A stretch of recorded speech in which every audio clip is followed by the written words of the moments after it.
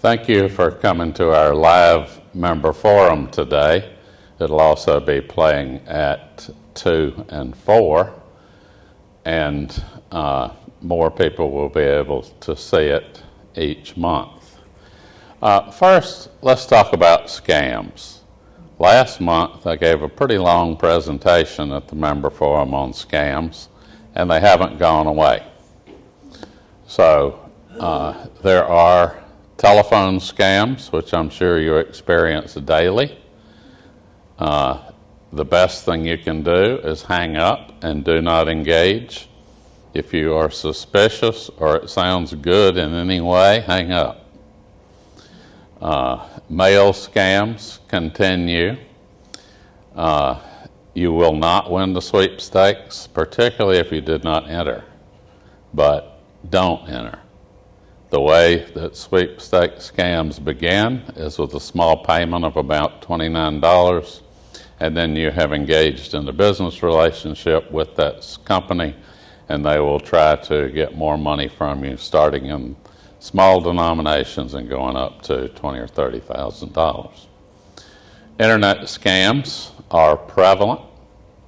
If you don't know who the email is from, or you suspect that it might not be from that person, then you need to delete immediately.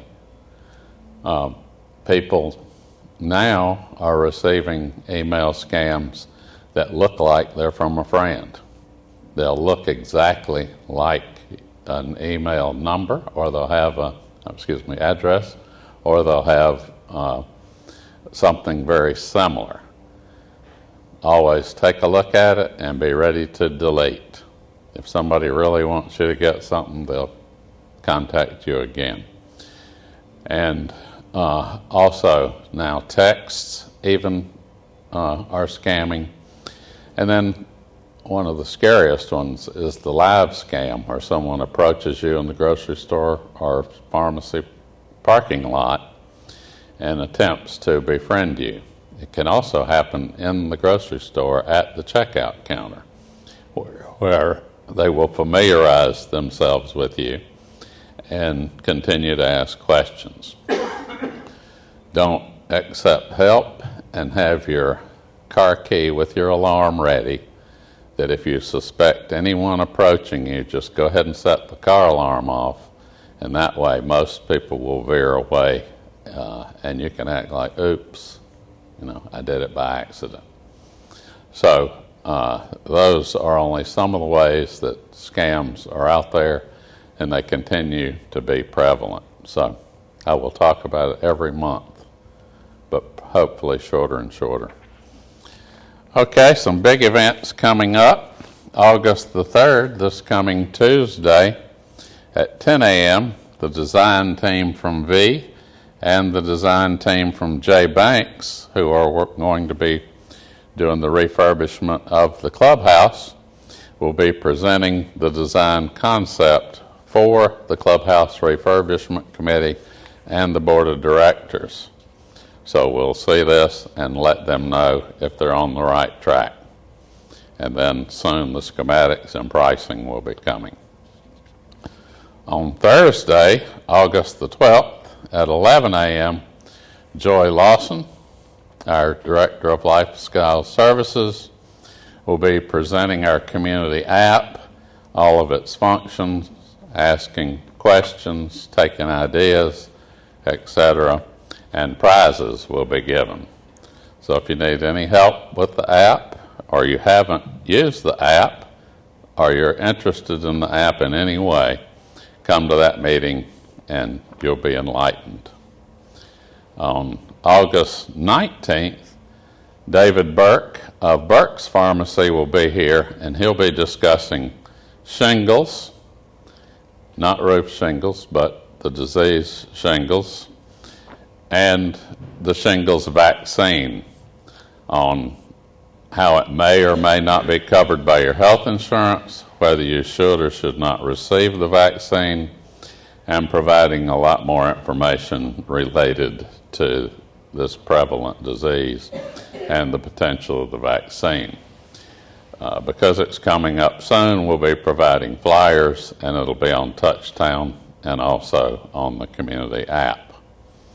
And then on Wednesday, September 29th, we'll have our flu shot clinic. That'll be here in the ballroom, so mark your calendars. Wednesday, September 29th, we'll host the flu shot clinic here in the ballroom from 10 until 2. And we'll be sending more information, and it'll also be on the Tide, the V-Living magazine, Touchtown, and the app. So it's exciting when you get a date on that. Okay, our sales for 2021, we've had 24 sales now. 4 of those are Cape Charles 1-bedroom villas. 5 are Hatteras 2-bedroom villas. 2 are the San Blas 2-bedroom plus den villas. And 3 are the St. George very large villas on the end. Also 3 St. Augustine, the middle 2 verandas. We've sold 3 of those, and 1 St. Mark's large veranda, 1 Assateague cottage, 1 Oak Island cottage, and 2 Sand Island cottages. So if you add all those up, it makes 24. Currently listed for sale are 8 units, including 3 Cape Charles, 3 Cape Hatteras villas, 1 St. Augustine veranda, and 1 Assateague cottage.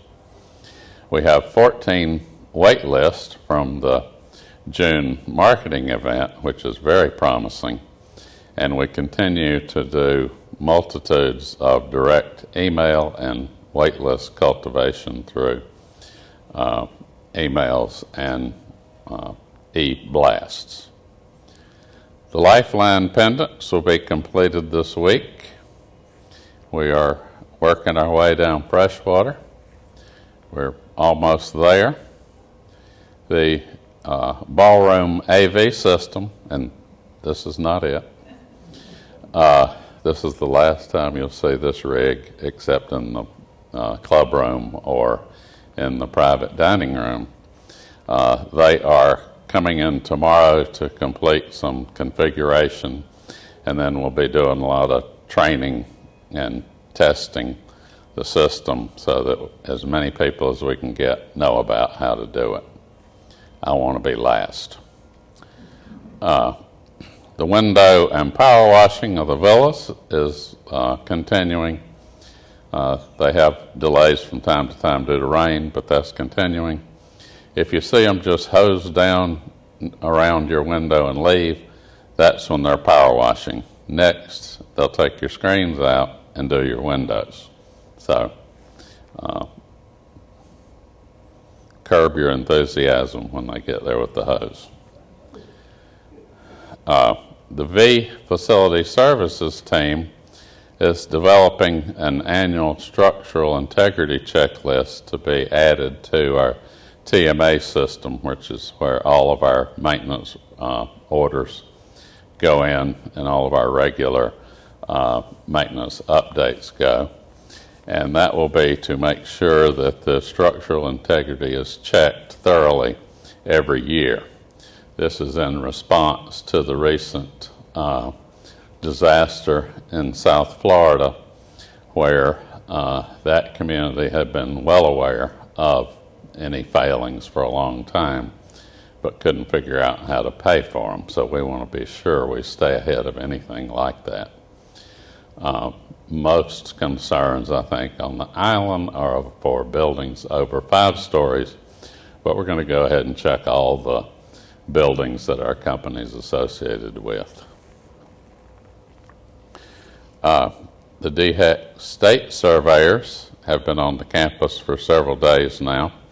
They are at the care center, and they are reviewing our emergency preparedness. They've looked at all of our logs. They've looked at the summaries after we go. What we do is tell them what the plan is for an evacuation or an emergency. And then once we've had an emergency, then we tell them exactly how we mirrored the plan. And as you can imagine there are differences. Also, life safety, which is all the fire alarms, smoke detectors, sprinkler systems, fire extinguishers, everything related to life safety. Our nursing policies, procedures, and protocols. All of the documentation related to patients. And then all of our infection control policies and procedures, which have really become heightened over the last several years. That's one of the most important things that they look at. So we are in the midst of that survey, and we'll let you know about the results and any action plan that may be required. Currently, we have the highest vaccination rate for staff and residents of any of the facilities in the county, which is really good. And by Sunday, it will be even higher because our company has opted to only allow vaccinated employees to work at Tide Point for your safety. And we're only down to it looks like we're going to get down to 4 that are non-compliant and will be seeking other employment opportunities. Several are waiting till the last second,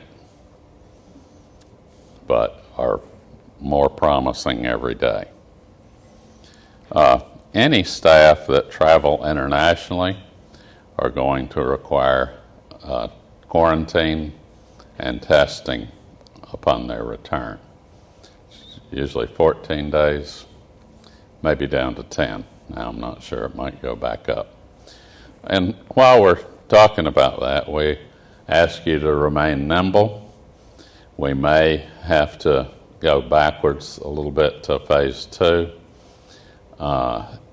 requiring people to wear masks indoors or when encountering people, and we may need to go back to social distancing as well. We're hoping not. We're looking good. We're very vaccinated.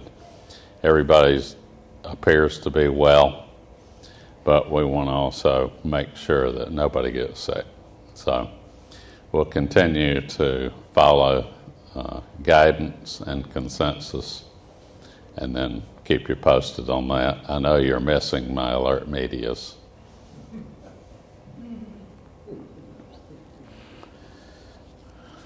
Okay. So let's take a look at how we're doing financially.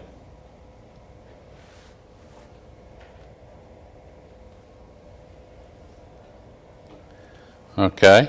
Our reserve currently is over $2 million.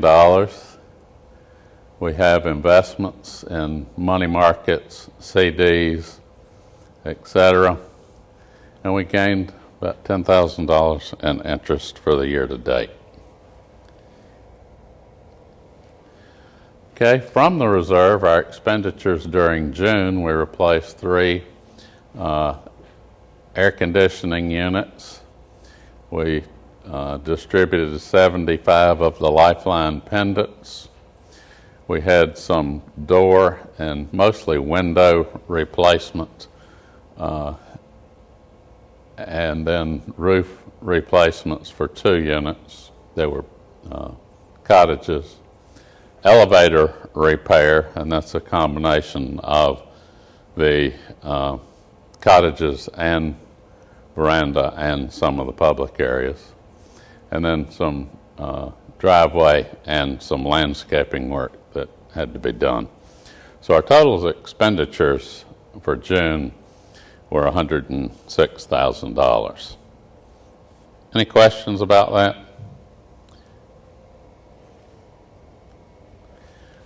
Okay. Our contributions to the reserve so far have been $629,000. Our expenditures have been $680,000. We had anticipated spending about $156,000 more at this point, and a lot of that is timing. However, we did have almost $800,000 scheduled for the refurbishment this year, and it looks like the Most we will spend on the refurbishment within this calendar year will be about $129,000. But if it comes early, we're excited about it because we're ready.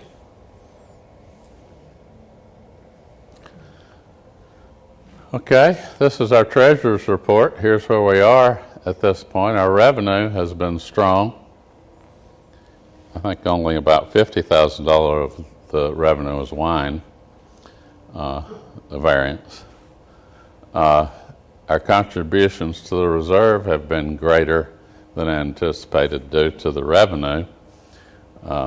And so our net operating funds are favorable by $70,000.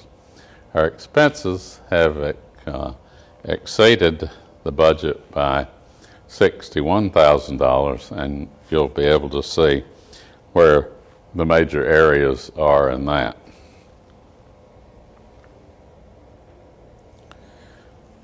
This is a breakdown of the revenue. As you can see, our food and beverage revenue has been strong. I think it just went up a little bit last night.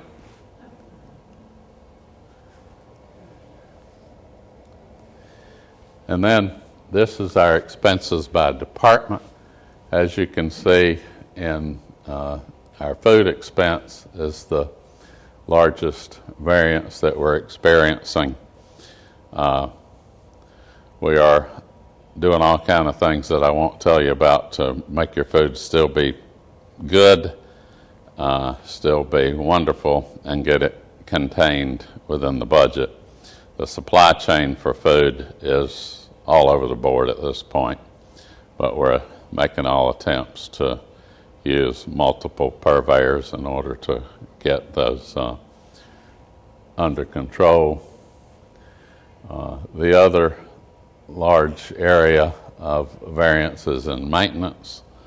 A small part of that is propane, and then some is timing of offset repairs. As you saw, the maintenance revenue was strong, and some of that is offset by that just based on closing. So we'll continue to attempt to control the expense and come out favorable to the budget.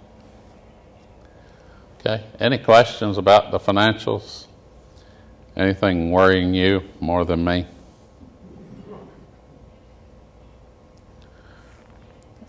Okay, is there anything else you'd like to talk about, or you think maybe I forgot to talk about it? Thanks for coming.